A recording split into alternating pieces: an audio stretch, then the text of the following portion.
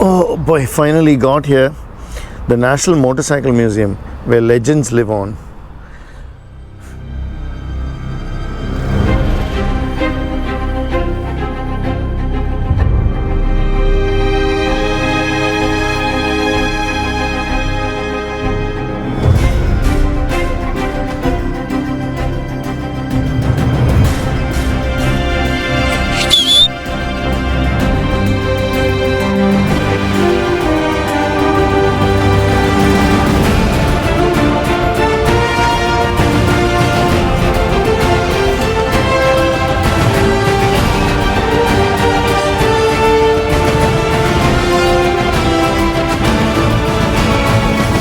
Freezing cold.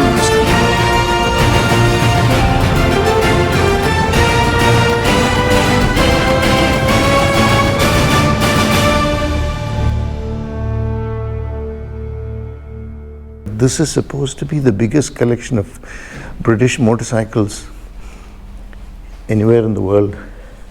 It's a private museum. It's £15 to get in, which is pull. This Triumph Speed Twin, restored by the National Motorcycle Museum. It's all about Triumph, obviously being the premier British motorcycle that is still surviving here in England. The rest of them, I think, have all been sold. Hello, thank you. 1955. This is up for a raffle. Triumph Speed Twin. Okay, so let me go and get a ticket first and then see what they have to offer.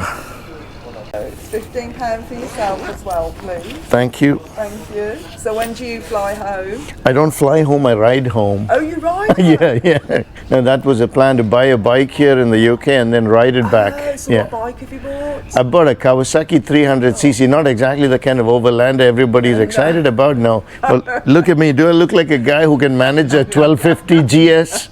No, that's the point, yes. I want something light and I want something, and you don't need, I mean, the first guy supposedly went around the world. Do you know the guy? No. Well, he went around the world in 1914.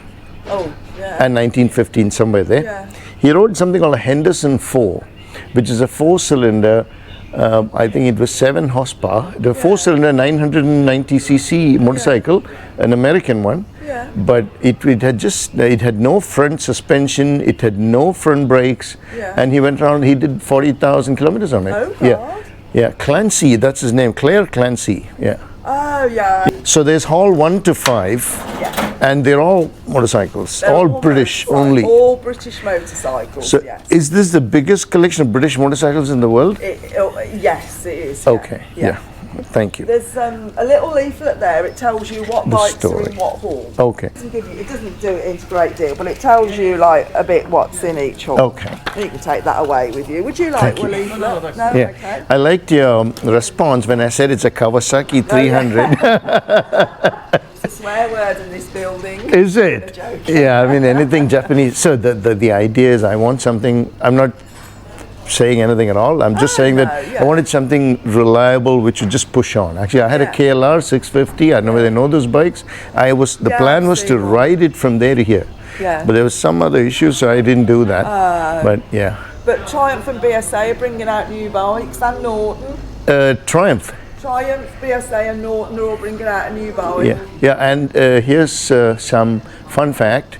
KTM is now 45% owned by an Indian company. Oh, is it? Yeah, called Bajaj Motorcycles. Yeah. And Norton is also, as a brand, has been bought by an Indian company. So before we know it, we'll plant the Indian flag here. Yeah, they will do, yes. All right. Thank you. Let me do an introduction. This museum houses more than 1,000 motorcycles from 170 different manufacturers. And the earliest one here is from 1898. So after the foyer we entered the first hall. There are 5 halls, and hall 1 is what they call 60 glorious years. It's the first 60 years of British motorcycle manufacturing from 1898 up to 1960. And these are all chronologically arranged. As we get to each hall, I'll tell you a little more about that. BSA, the British Small Arms Company. These are some of the earliest motorcycles that they made. Ariel, Dennis Speed King, and here is a Royal Enfield Quad 2.5 HP. It gives a lot of description about how the engines are built, what kind of engines they are, what all went into it. 1902. Veteran Car Rally and Trial, 1952. So it's built in 1902s. Century, Coventry Eagle, Rally 4 car. It's supposed to be, it is suitable to be driven by a lady, 1904. Most of these are from Birmingham. These guys used to make sewing machines. This lady's model.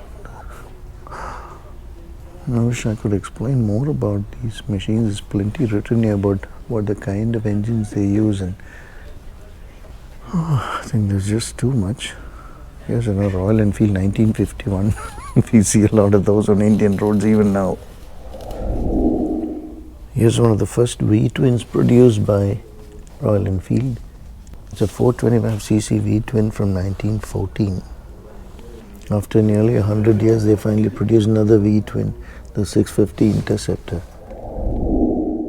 When you go through these, you see how much all these things change in terms of not just the engine, but the suspension. Initially, you see all these coil springs in the front and just springs in the seats, and that's all there is. And slowly, as the years go by, these are also in the 20s. Also, it's pretty the same thing in the 20s, and then you move to the 30s, and slowly the twin springs start appearing on either side of the frame.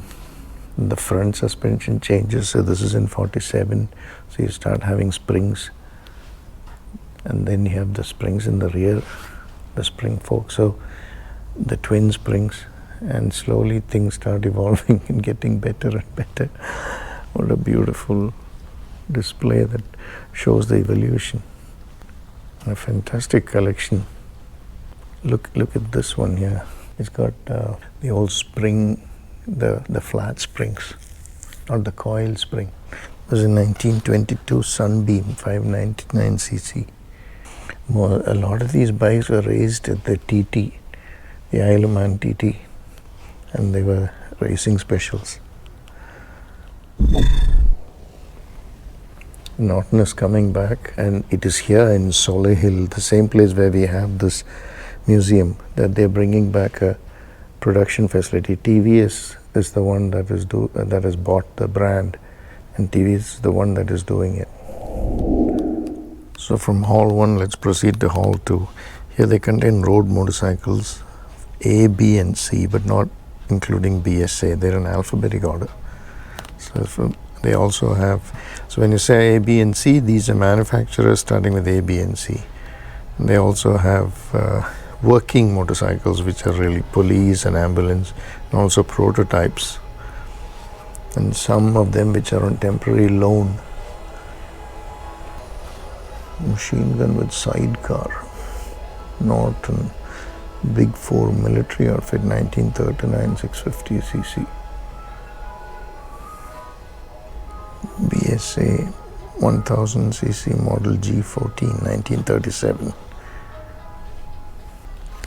What is this? Well bike, lightweight motor scooter that could be deployed by parachute in a container. It was built in Welwyn, Hertfordshire, at the Secret Research Establishment. Weighed about 70 pounds, that's like 30 kilos.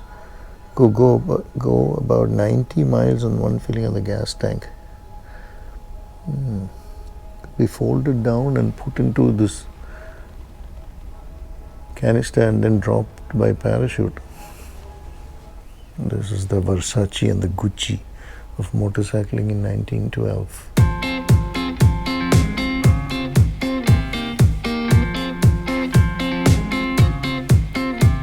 There's Ambassador, Ariel, all these different manufacturers' names.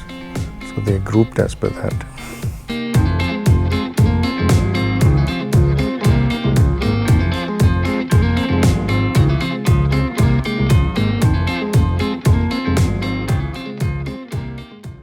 collection of aerial motorcycles. These are very popular in the 50s. If you notice, all of them have their gear shift on the right and their brake pedals on the left. The exact opposite of what we have now. And even the 80s Royal Enfield, the Bullet used to be the same way. For a lot of people, that was very difficult when they used the Japanese bikes. It's the other way around, and then they ride one of these, and then you're stomping down on your gear lever, thinking that you're pushing down on your brakes, and next thing you know, you go head first into something that you don't want to go into.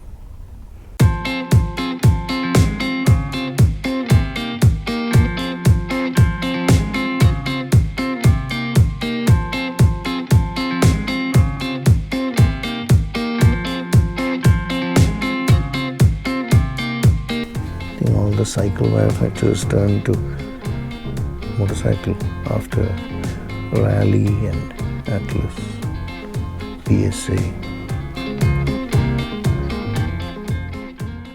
Prototypes that were developed but never made it to production. So it's very interesting to see how different technologies were tried, different techniques, different models, different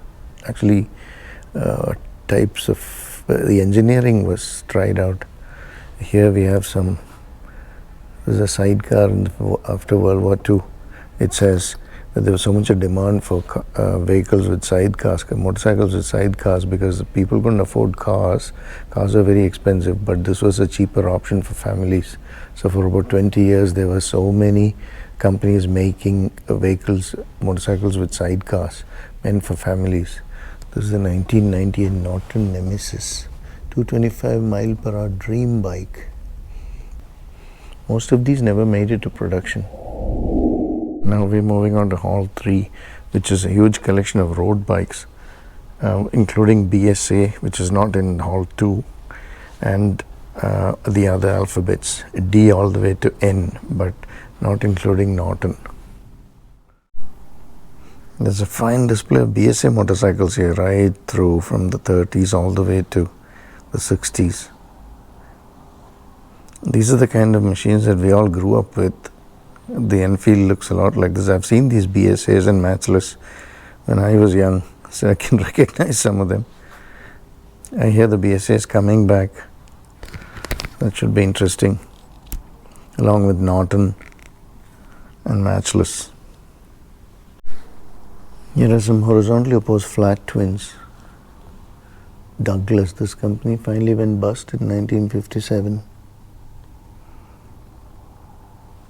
So the Kingfisher's Force India team, this electric scooter was made for that team by a company called Hesketh. They wanted to put it into mass production, but they had battery problems and eventually they shelved it.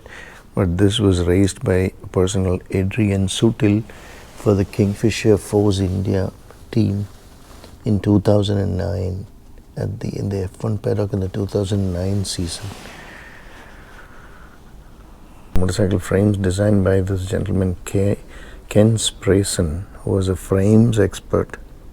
He would design tubular frames from different manufacturers, different motorcycles. Very interesting frames configuration. Here are the early Matchless motorcycles from 1902, 1903. Those days this was very revolutionary, some of the designs here. 1912 Matchless Model 7, 1925 600cc Matchless Model M, 1926, 1928.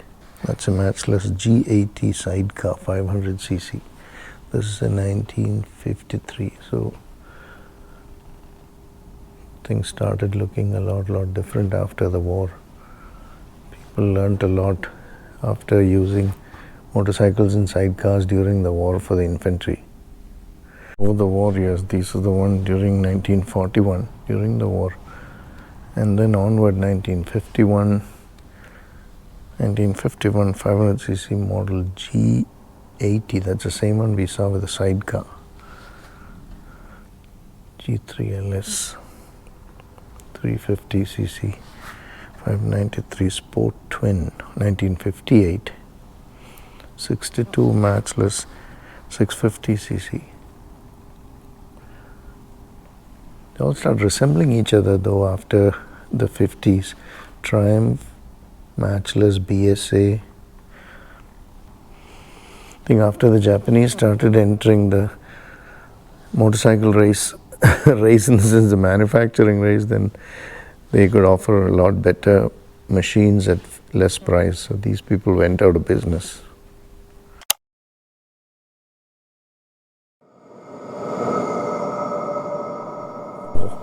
Which is the success story of British motorcycling, because this has got Norton, Enfield and Triumph motorcycles, NT and R,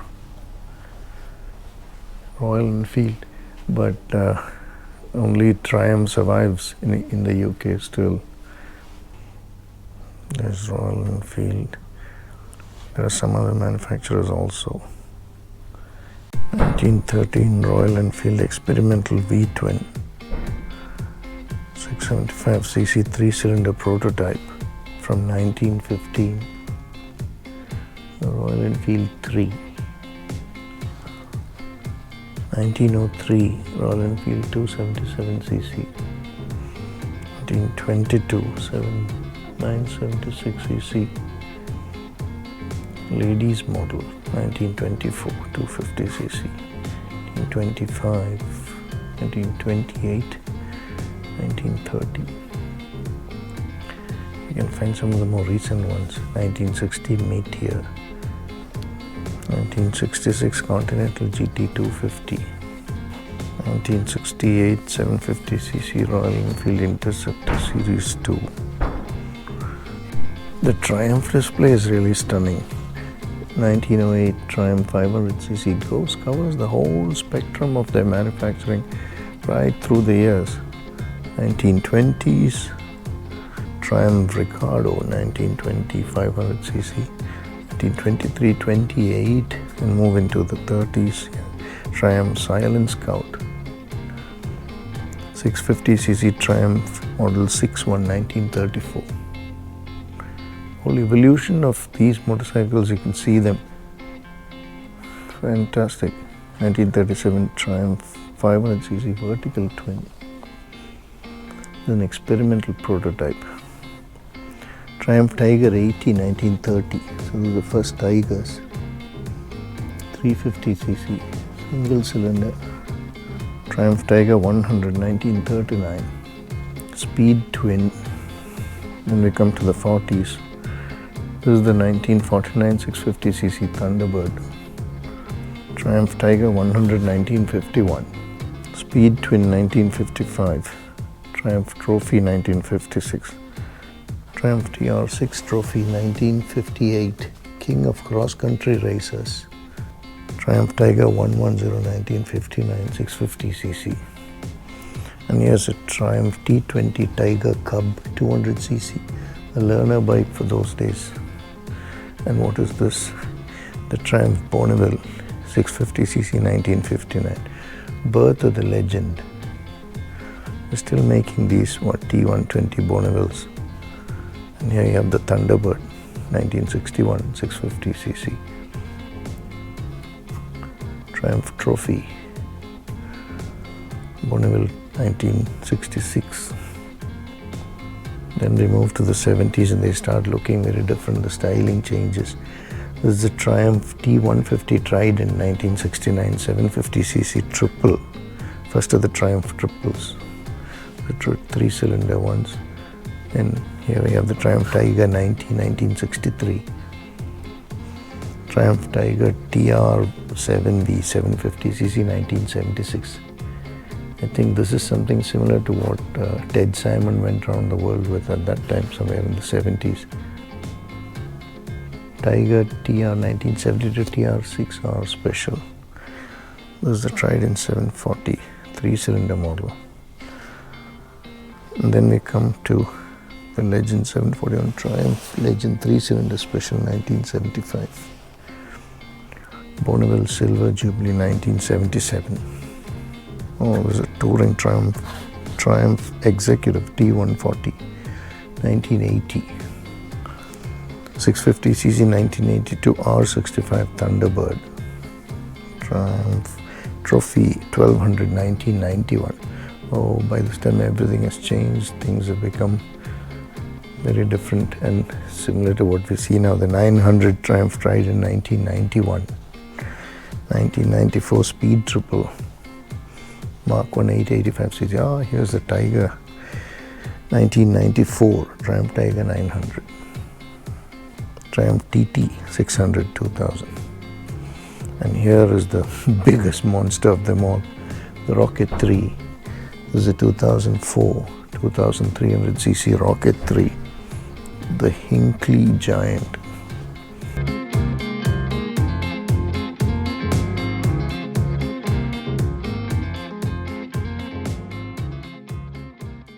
So let's move to Hall 5. This is the last one.